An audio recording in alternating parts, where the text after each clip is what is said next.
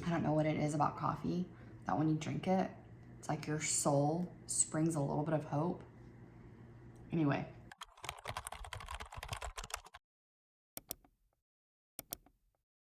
Good morning, welcome back to my channel. This is a what I eat in a day, but we're gonna have a little bit of coffee talk. On this channel, I pride myself on being transparent and honest, and I wanna show you the good and the bad, but I also don't want to be the kind of person who discourages you at all. So we're just gonna talk through some things. Number one, been very busy. We've either had family in town or we've been out of town, and it's been every single weekend for 8 weeks. This is Sunday. This is the first weekend in 8 weeks. We haven't had anything going on. We went to a pumpkin patch yesterday, and I came home, took a 2.5 or 3 hour nap, and then still went to bed. Got in bed at 7:30.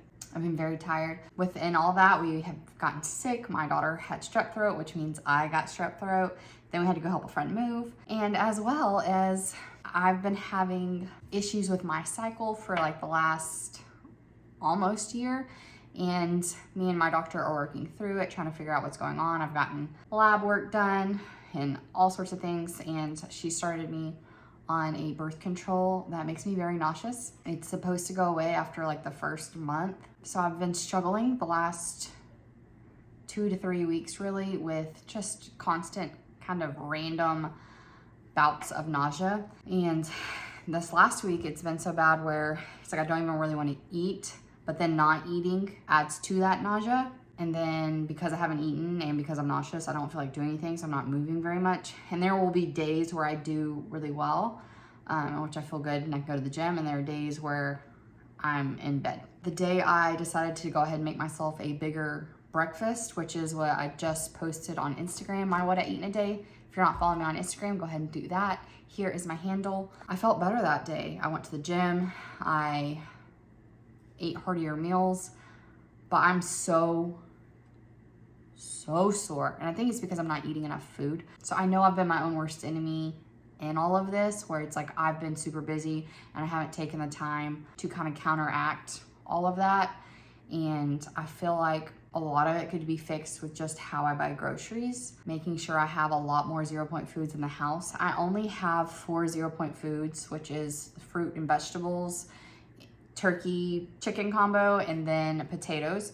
So I really need to buy more of those things to help bulk up all my meals. But I think I've only been eating between 13 and 1600 calories a day, which is just not enough. Here's the thing, guys, if you start super low on your calories like that, it's like I've lost 34 pounds, but I still wanna lose 40 more. If I have my calories super low and my metabolism adapts down to those calories, where am I gonna go when I still need 30 pounds to lose? I don't have anywhere else to drop down. I don't wanna be the kind of person who eats 1200 calories a day. That doesn't sound like a fun time. I wanna be the kind of person who devour a hamburger and still have a banging body.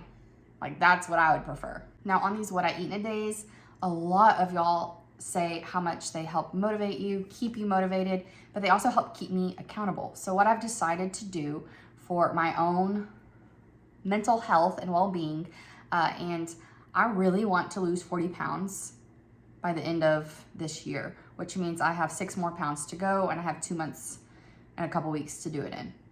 Might sound like that's plenty of time, and it could be, but not if I keep really under eating my calories the way I have been. I don't want to be sore all the time because I'm not eating enough food. Like, that's not fun. So I need to get more calories, especially when I do these what I eat in a days. It's very obvious. Like the last one, I thought I ate all day and I only ate 1500 calories. That's not good. So what I've decided to do is only do what I eat in a days between now and the end of the year, because they help me the most. I want to stay on track. I'm trying to get to my goals.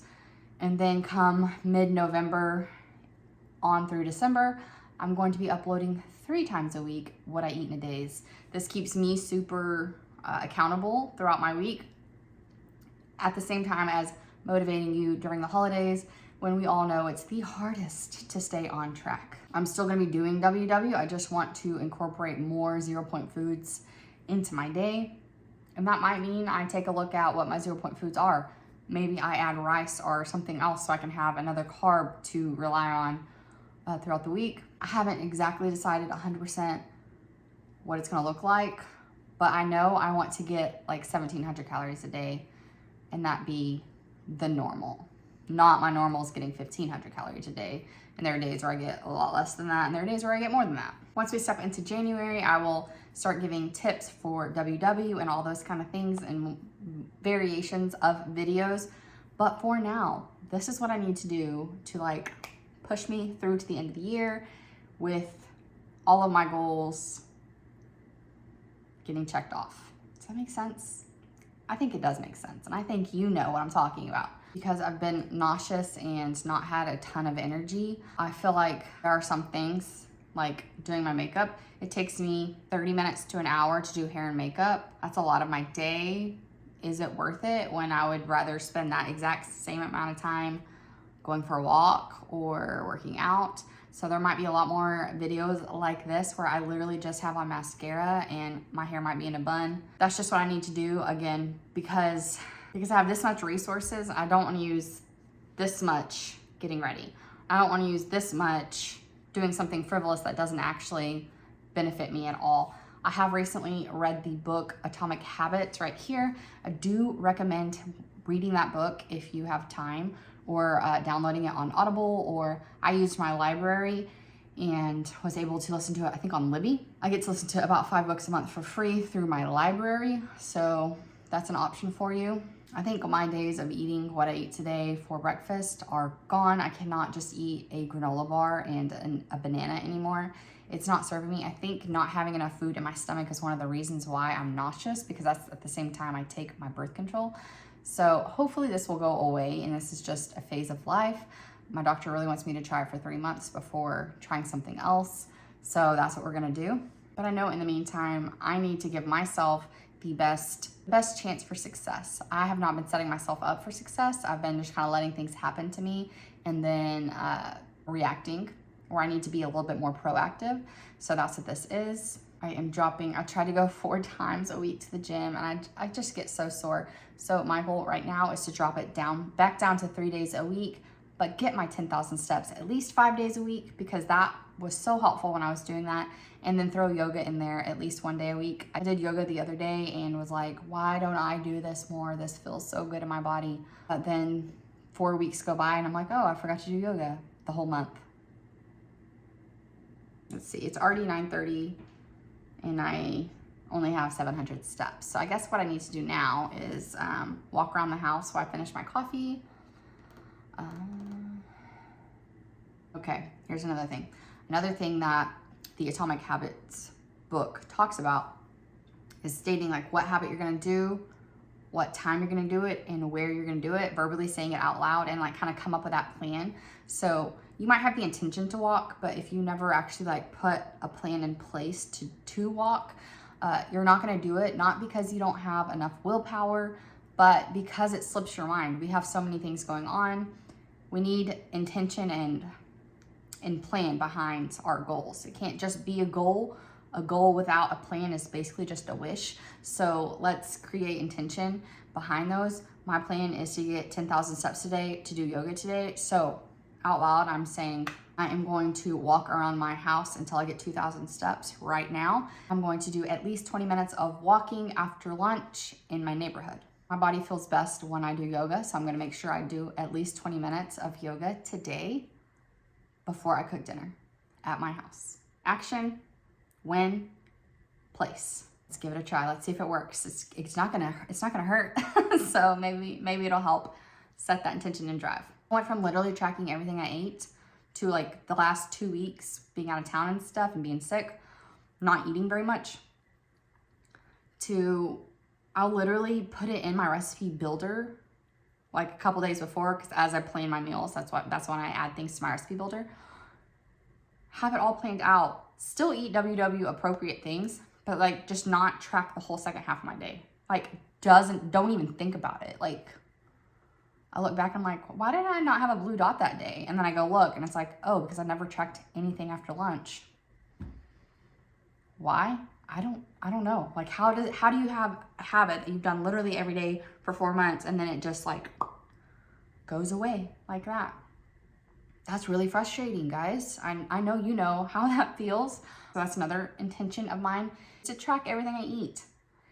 And another thing that Atomic Habits talks about is habit stacking. So pick things that you already do every single day, then try to insert the new habits you want into the things you already know you do every day.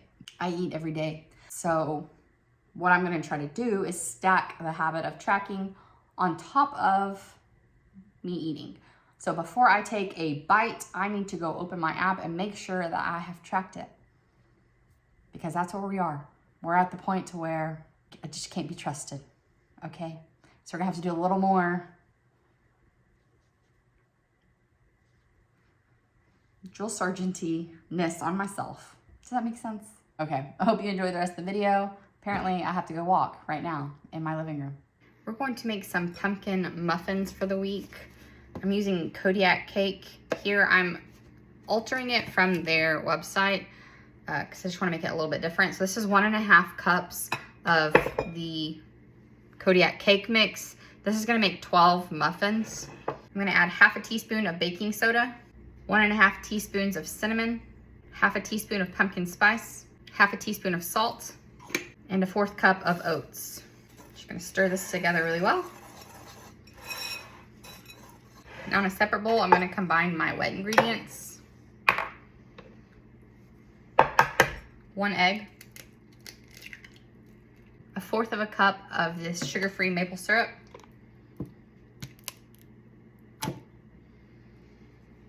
1/4 cup of almond milk unsweetened, 1/4 cup of unsweetened applesauce. The wind is crazy outside, so sorry if you can hear that. 1/2 cup of pumpkin puree. This is not pie filling, this is just 100% puree. Now I'm going to mix this together really well.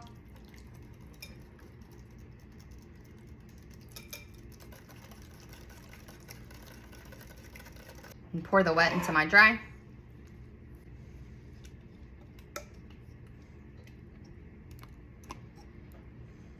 Just gonna fold it in.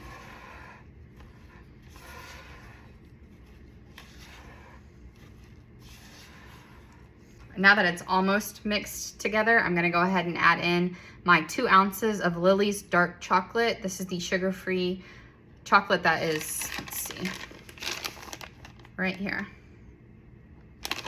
And then I have 1/4 cup of chopped pecans.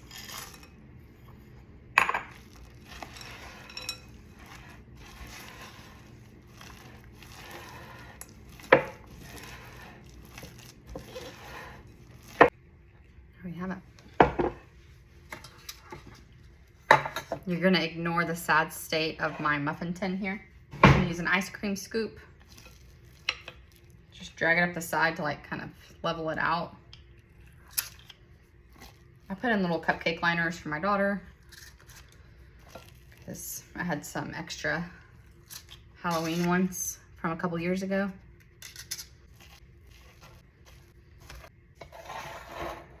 And because I already have some Halloween sprinkles, I'm gonna add it on half, just trying to encourage my daughter to eat these.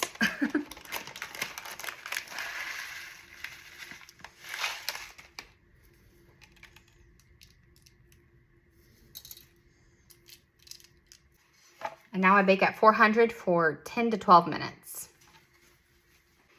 I also have a little bit of bacon left over, so I'm gonna go ahead and put this in the oven at the same time. That way I have it already meal prepped and I can just warm it up each morning, have a piece of bacon with a muffin. So I like to bake my bacon because it gets extra crispy. And then here are our muffins. I'm gonna let them sit for about 10 minutes in the muffin tin, and then I'll pull them out and let them cool down just a bit. Okay, a plate for my daughter, and then a plate for me.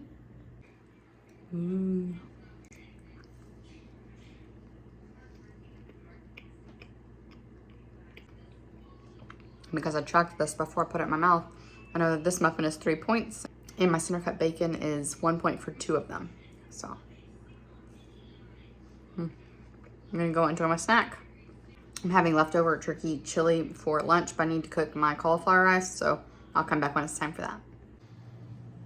I have this heating on medium high with just a spray of olive oil. I'm gonna add my cauliflower rice. pinch of salt, black pepper. I'm gonna let this cook about 5 minutes and then I'll add some garlic. This is the turkey I made in my meal prep video. I will have the recipe down below, but I'll also link the original video here. That way you can watch it if you'd like to. I'm just gonna warm this up for 30 seconds at a time until it's ready. Okay, well maybe don't decide to go braid your hair and burn the crap out of your cauliflower. That would be a wise choice. Let me taste it to see if it's ruined or if it's fine. Okay, it still tastes fine. I'm gonna add a good amount of garlic and cook it for another minute. I have the heat off at this point since I've already kind of burnt it a little bit. All right, we're gonna call that done. Okay, my turkey's warmed up. Feel free to add whatever you want to your turkey. I just like it plain. I'm gonna add a whole cup of my cauliflower rice and just stir it in. Try a big old bite. I'm off to eat this. Yum. Okay, it's super windy, so hopefully you'll be able to hear me. I really just want to go to sleep. However, I told myself I'd go for a walk after my lunch, so that's what I'm doing.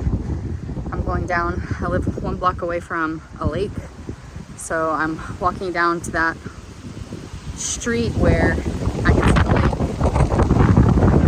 Well, dude, the wind is crazy today.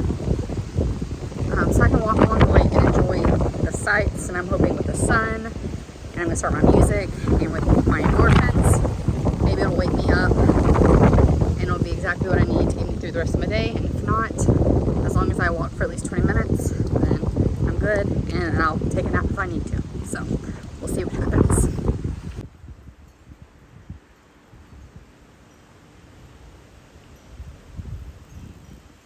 Okay, it's been exactly 20 minutes. I'm about 5 minutes from my house and just got hit with that nausea again.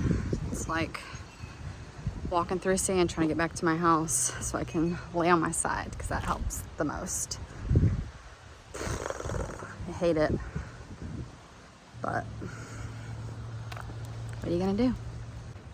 Hopefully we can finish this day on a high note, because this ain't it, my friends. I did have to take a nap, and when I woke up, I had 1 serving of these pretzels. I forgot how much I loved pretzels, and they're only 3 points for a serving, which is great. And now it's time to cook dinner.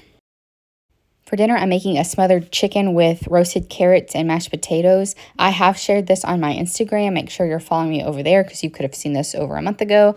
And it's one of our favorites. It's one I make over and over again. I love roasted carrots. I like to just peel all my carrots first and then chop them second, kind of like an assembly line. I feel like it's faster. And I like to cut mine on the bias, so it's kind of at a slant. You get more surface area. Make sure you preheat your oven to 425 while you're doing this. We're about to get our carrots ready to go in the oven. I wanted to share with you this blackberry bubbly. This is so good if you're looking for something that feels luxurious, but it's really just water. I have 24 ounces of Yukon Gold potatoes here. I'm just gonna roughly chop them to make mashed potatoes. You can use russet potatoes if that's what you have. I like the butteriness you get from using Yukon Gold, and this is what the original recipe called for, so. You can leave the peels on if you want a little more texture in your mashed potatoes, or if you're in a hurry. Sometimes I only peel half of them, depending on if I'm in a hurry. But we have time today. Really enjoying those. So these are just my carrots that have been peeled and cut. I'm gonna add olive oil spray.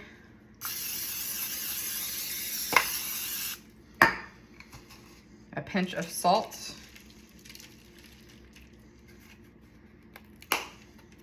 And some black pepper.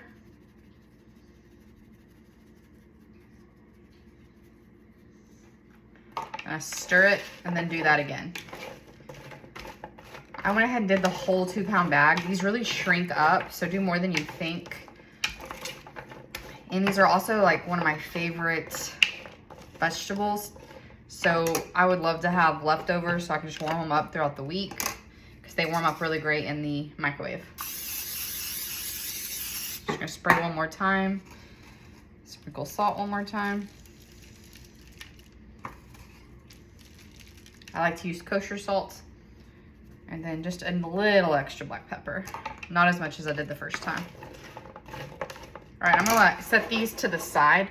My oven is preheating to 425. So when that is ready, I'll add these. My potatoes should be cut and peeled by the time these go in. I'm gonna put these on to boil and they will cook about 15-20 minutes. And then I will reserve 1 cup of the liquid and drain the rest. And then I will see you back when we get to that part. Don't forget to salt your water. This will really help give your potatoes a little bit better flavor. Now, while these are coming up to a boil, I'm gonna prep the rest of the ingredients that I need. You're gonna need 4 green onions, and you're gonna need the greens separate from the whites, because the greens you don't use until the end, but the whites you need when you cook your mushrooms. I kind of got rid of the middle part that's like, is it the green? Is it the white? I just got rid of it. I don't want to have to worry about it. I'm going to get my mushrooms ready, and then on my chicken goes. This is just sprayed with that olive oil, and it's a nonstick pan. These are going to cook about 4 minutes per side, and there is salt and pepper on each side of the chicken.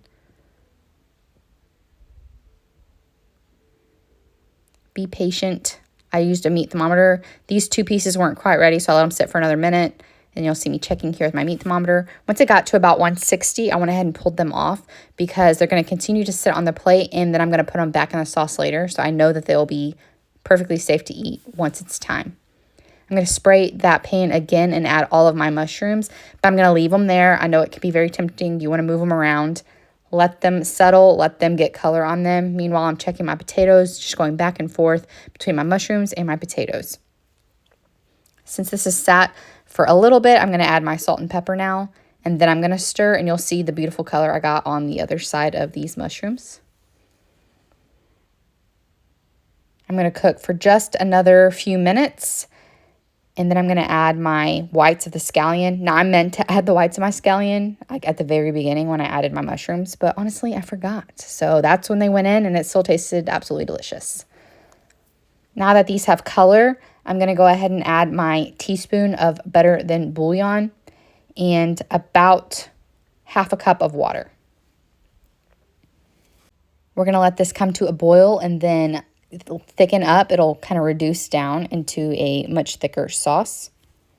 This takes about 2 to 3 minutes. And don't forget, keep checking those potatoes.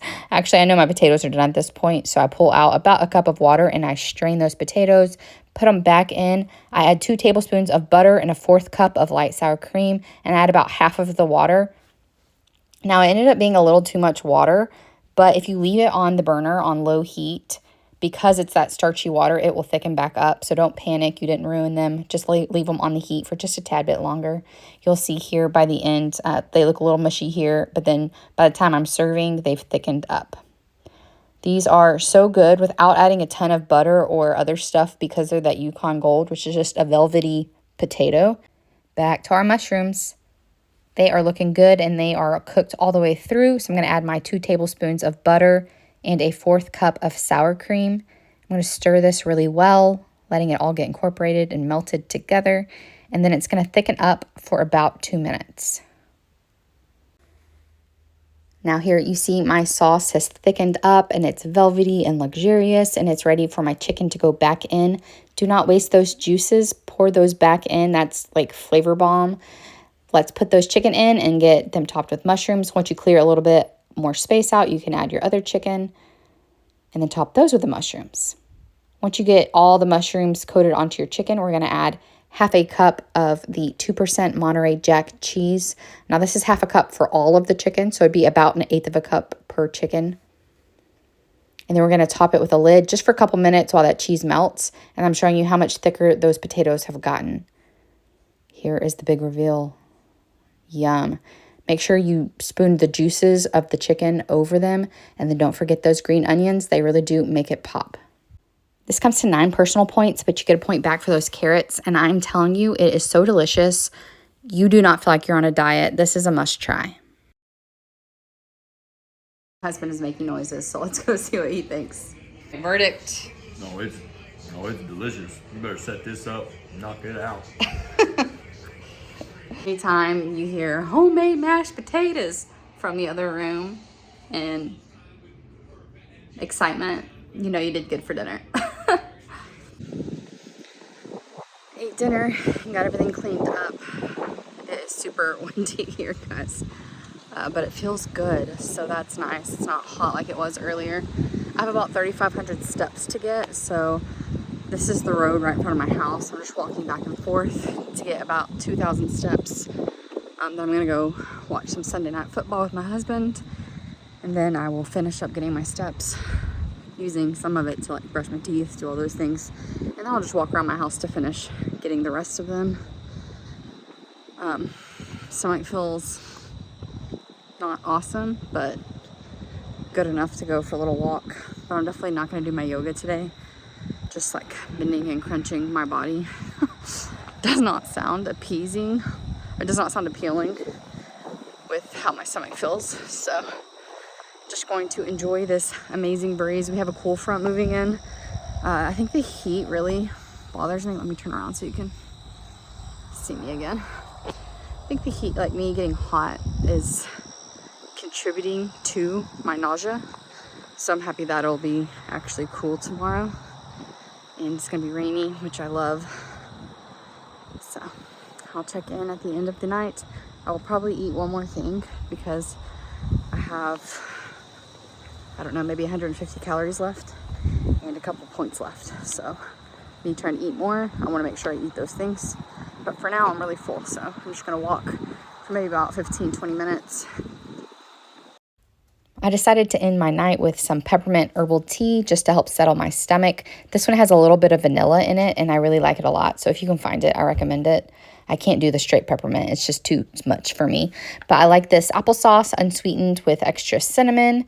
This was how I finished my night. By the end of the day, I got 1,676 calories, which I was very happy with. I used 27 points, which means I actually ended with some extras because I earned more from walking and from like my water and my vegetables. And I was able to hit my 10,000 steps.